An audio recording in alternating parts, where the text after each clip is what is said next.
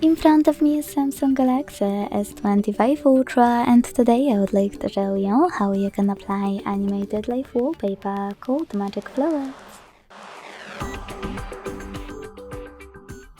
Begin by opening Play Store and downloading free app called Magic Fluids Light Fluid Theme.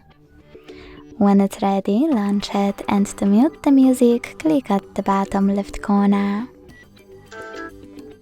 Then hit consent, tap on those three lines at the bottom right corner, to apply this wallpaper right away, or to make some changes first, click at the top left corner and adjust all of those however you wish to. Then click at the top right corner and bottom right corner, select Set as Live Wallpaper, hit Yes, tap on Set Wallpaper and decide where. Thanks so much for watching. If you enjoyed this video, don't forget to leave a like, comment and subscribe. Bye!